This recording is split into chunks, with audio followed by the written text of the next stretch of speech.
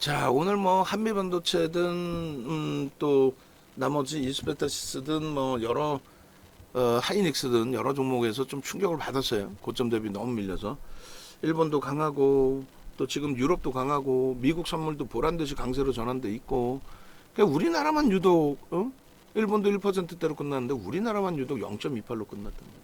이게 뭔 일인지 모르겠어요.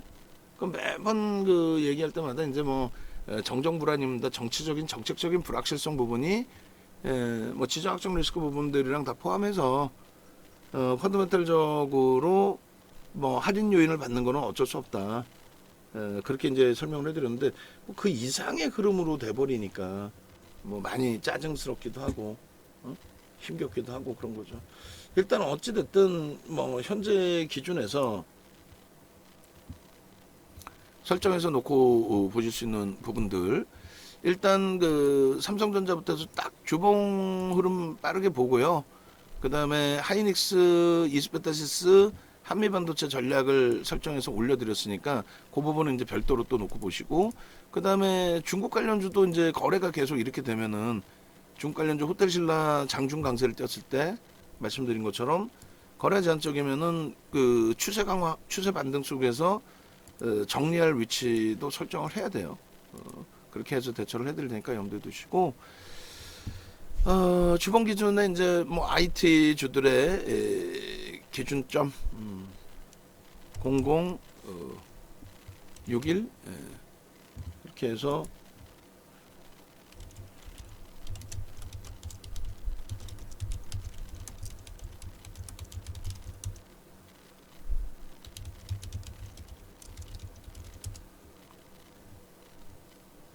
그렇게 해서 이제 뭐 삼성전자 그리고 이제 하이닉스 지금 추이 추세 부분은 어렵지만은 뭐 삼성전자가 시장 대비 약하거나 하지는 않아요. 절대 시장 대비 1.5% 1.5배 강하다고 그랬고 하이닉스는 3배 이상 강세를 띠고 있는 거예요. 하이닉스는 그러니까 뭐 약하다라는 표현은 안 됩니다. 그리고 LG전자가 좀 굉장히 많이 약한 거고 너무 많이 두들겨 맞은 상태인데 요 흐름의 이제 개선폭이 좀 빠르게 좀 진행될 수 있기를 기대를 하는 거죠. 펀더멘탈적으로는 전혀 문제 없어요. 펀더멘탈적으로는. 그리고 이제 삼성 전기 부분 마찬가지. 16만 원 돌파의 힘이 아쉽게도 좀 쇠퇴해 버렸지만은 힘도 쇠퇴하고 의미도 쇠퇴하고 그렇지만은 뭐 누적 수급범이나 그러니까 업황 개선폭에 대한 해석 메이저들의 해석이 수급으로 다 유입되고 있는 상황이고 유입되어져 있고 여기서 조금만 더 유입되면서 거래만 수반된다면 그 모멘텀의 부분은 글쎄요 전장 모멘텀이 더 나올까요? 전기차 부분의 전장 모멘텀이 지금 뭐 2차 전지 움직임이 일부 있지만 쟤네들은 지금 그 자기는 마음대로 자율적으로 그냥 강세를 띠는 거일 뿐이지 없어요. 뭐 펀더멘탈도 안 되고 너무 프리미엄이 높고 앞으로 뭐 끝내준다는데 실적이 뭐 수주가 아니 수주라는 거는 또 취소될 수도 있어요. 3년치 4년치인데 야 요즘에 정부 보조금이 안 들어와 차가 안 팔린다. 도저히 우리가 갖다 못 쓰니까 일단 위약금 줄게 취소해버리자. 이럴 수도 있는 게 수주예요. 조선주들이 예전에 그랬고. 그걸 뭐 맹신해가지고 뭐 수주가 뭐 500조가 쌓여 있습니다. LG에너솔루션 그 의미가 없어요 그거는. 그래서 메이저들이 인정을 그렇게까지 하지는 않는 거죠. 어쨌든 그런 그 수주범이나 비이성적인 변동성이 아니라 전장 쪽에서 다시 나와줄 수 있을까요? 왜냐하면 테슬라가 고점 대비 지금 절반 빠져 있어요. 테슬라는 사상 최대치 고점을 넘긴 적이 없어요. 2011년 11월 이후에 2021년 11월 이후에 단 한 번도 사상 최대치 고점을 넘긴 적이 없어요. 그러니까 우리나라의 2차 전지만 속단 표현으로 미친 듯이 날아가고 있는 거예요. 전기차 완성업체는 못 가고 있는데 그게 뭐 아이러니한 거죠. 현대차 기아가 못 가고 있는데 성우하이텍은 맨날 점상 간다? 불가능하잖아요 사실은. 근데 뭐 성우하이텍은 뭐 현대차의 납품 규모가 정해져 있다 이따만큼 정해져 있다. 업황이 안 좋으면 취소되는 거죠. 그러니까 그런 맥락 꼭 이해를 하셔야 돼요. 그래서 좀 더 2차 전쟁 간단하게 다시 보겠지만은 삼성전기나 LG전자나 이런 쪽에 업황 개선 그리고 그 부분에 대한 실적 개선 이 부분에 대한 메이저들의 실질적인 수급 공매 대처 상환이 아닌 그런 부분들이 연동돼 있기 때문에 이 종목군들은 어지간하면이 아니라 비중을 주력주로서의 비중을 꽉꽉 채워서 간다. 그렇게 설정을 해드립니다. 그리고 이제 LG 화학 여기도 지금 뭐 숨쉬기 곤란할 정도의 흐름이 돼 있어요. 그렇다 손 치더라도 우리가 비중이 IT에 공식적으로 40%, 최대 50%, 그다음에 자동차에 공식적으로 30%란 말이에요. 그쪽은 이제 완성차 위주 또 성우 하이텍인데 그쪽 비중에서 LG 화학 부분을 일정 범위 이제 해소를 시키고 그리고 여기도 과도합니다 지금. 과도하잖아요. LG에너지솔루션의 지분 130조라고 했을 때 거기에 곱하기 81.84%. 100조가 넘는 지분을 갖고 있는데 할인율을 아무리 높게 잡아도 70% 이상 할인되는 경우는 드문데 뭐 70% 할인해도 30조거든요. 그럼 얘 자체적인 실적은 없냐 이거야.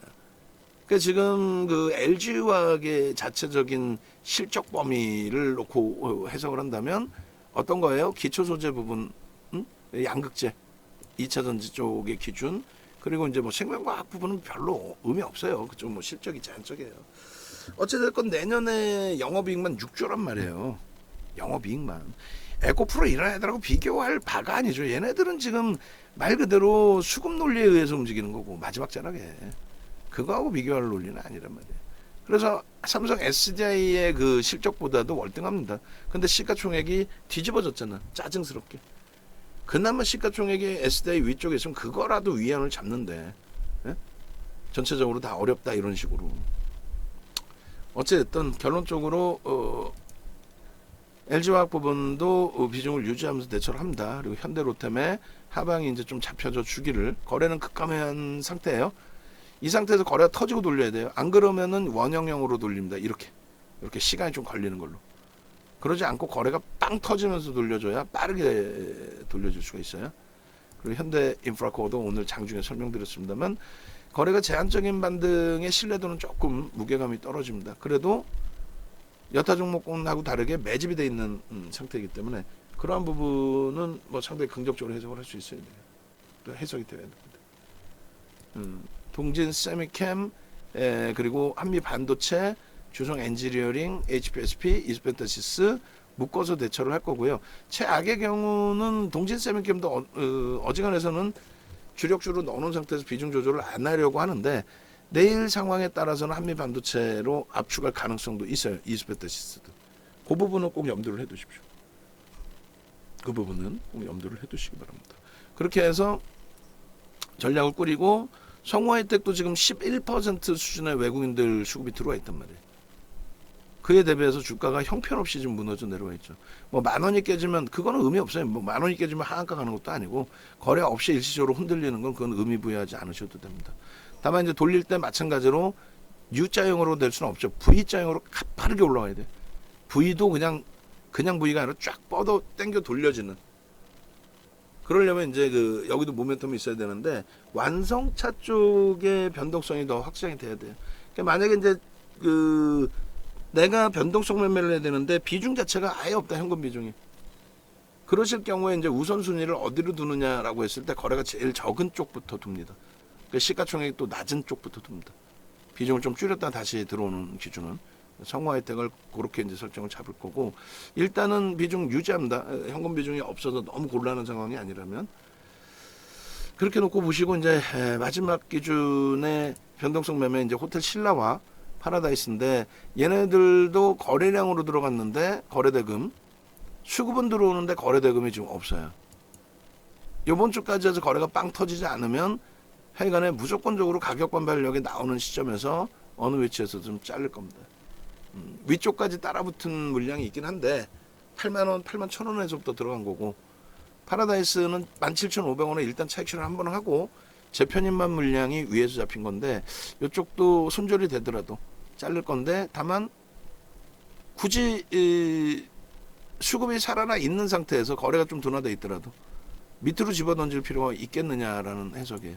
그렇게 해서 시장의 흐름이 조금 더 탄력을 받을 때 그렇게 해서 순환적으로 움직이든 아니면 연동돼서 가격을 가져가든 거래가 안 실리면 이제 일단은 좀 정리하는 쪽으로 기준 설정할 거고요. 에코프로의 뭐 8만 주 수급 이런 거 갖고는 의미가 없어요. 아시다시피 거래량 거래대금인데 뭐 누적적으로 수급이 들어오는 건 좋은데 뭐 퍼센테이지 기준에서 좀 의미가 부여돼야 되겠죠.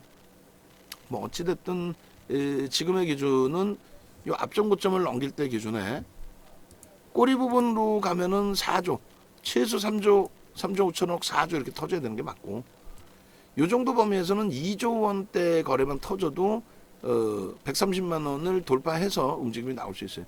요 130만 원 돌파하면 또 오버슈팅 한 차례 나올 수 있죠. 그럼 기계적으로 대처할 겁니다. 기계적으로. 그래서 검색기에 뜨면, 오늘처럼 떠주면, 이왕이면 포스코 DX처럼 검색기에도 오후장에도 15시에도 막 떠주면, 그럴 때 기준을 설정해서 봅니다. 아시겠죠? 그렇게 놓고 보시고, 그다음 포스코 DX 이미 이제 21일 날 OMA 20MA 거래량 터뜨렸고, 그 다음에 거래가 조금 제한적이긴 한데 수급이 일단 추가적으로 들어왔어요. 그럼 내일의 기준에서도 거래가 터지고 수급이 유입되면서 흐름이라면 여기가 1조 5천억 분이 안 돼. 얘는 여기가 그냥 개별로 보는 거예요. 2차 전지 전체로 보는 게 아니라 2차 전지에서 움직인다 이 기준이 아니라 개별 종목의 기준에서 뭐 레인보우 로보틱스도 1조씩 터지면서 상한가 갔었으니까 1조 5천억일 때, 얘는 뭐 주가가 5조가 넘습니다. 지금 우리가 처음 들어갈 때 2조였고 그 흐름 속에서 요 고점을 넘길 때는 1조, 그러니까 3천만 주의 거래량. 그러면 내일부터 사실은 2천만 주씩 막 터져야 돼 사실은. 그게 넘겨지느냐. 그리고 저 꼬리를 감싸고 넘기는 시점에서는 1조, 그리고 1조 5천억이 터져야 신뢰도가 있다. 그렇지 않으면 나 혼자 쭉쭉 뻗어간다라는 흐름은 다소 이제 제한적인 부분이 돼요. 그래서 지금 거래가 없이 지금 주봉에서는 움직이잖아요. 이런 게 부담이 된다라는 거예요. 그럼 둘 중에 하나로 했죠.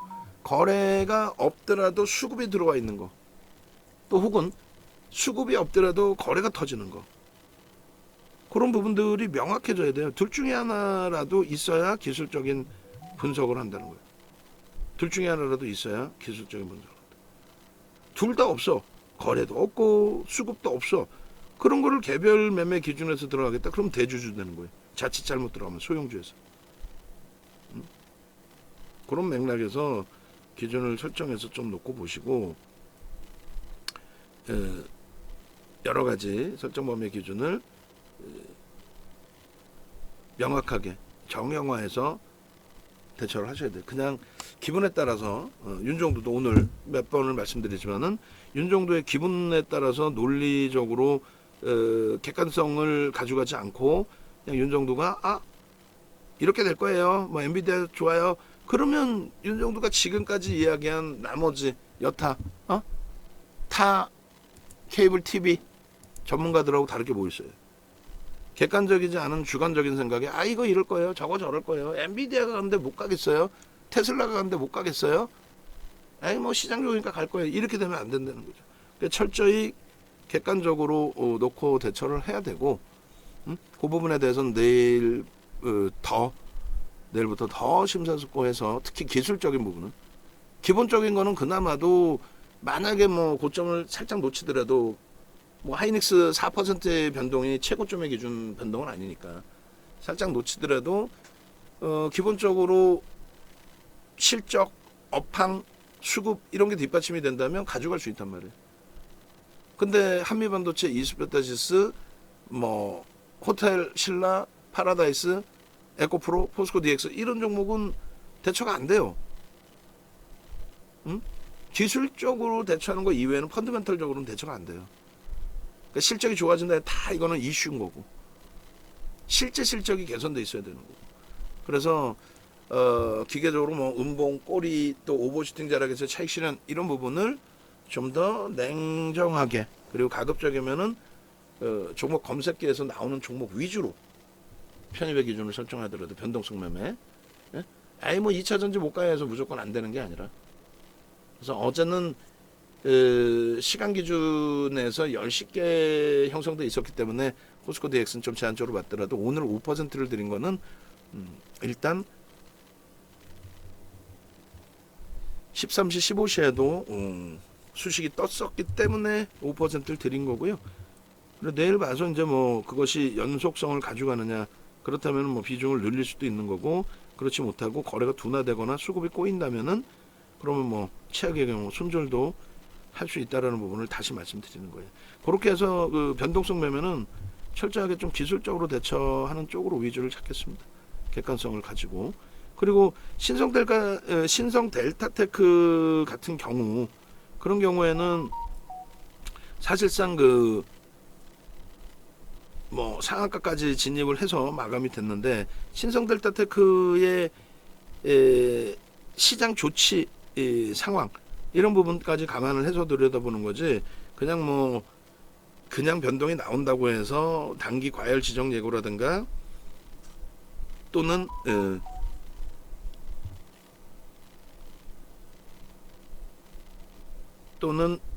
전체적인 흐름 기준이 뭐 투자 경고라든가 이런 식으로 형성되어 있는데 진입을 하거나 들어가거나 그렇게 설정하진 않을 거예요. 그 부분 꼭 염두에 두시고, 지금 이제 장 마감 이후에 시간별로 포착되어 있는 10시 또 13시 15시 포착되어 있는 그 종목 검색기의 종목을 올려드릴 테니까 그거 한번 참조해 보시고, 또 AI에 포착되어 있는 종목까지 올려드리는 거니까 참조해 보시고 대처하시면 될 것 같습니다. 자, 이 부분도 이제 뭐 외부에 올릴지 모르겠는데, 일단은 한미반도체, 이스페타시스, SK 하이닉스는 오늘 외부에는 안 올릴게요. 스트림 방송에도 안 올립니다. 그렇게 하고 오늘 영상, 이 마지막 영상 스트리밍 방송에 오픈해 주시고, 그리고 전일 방송들을 오픈해 주시면 될 것 같아요. 전일 것까지만. 그렇게 해서 기준을 잡으시면 되겠습니다. 네이버에서 윤정두 검색하셔가지고요, 이렇게 설정 잡으시면 돼요. 이렇게 전화번호 그렇게 함께 하시기 바랍니다. 자, 영상 올려드릴게요.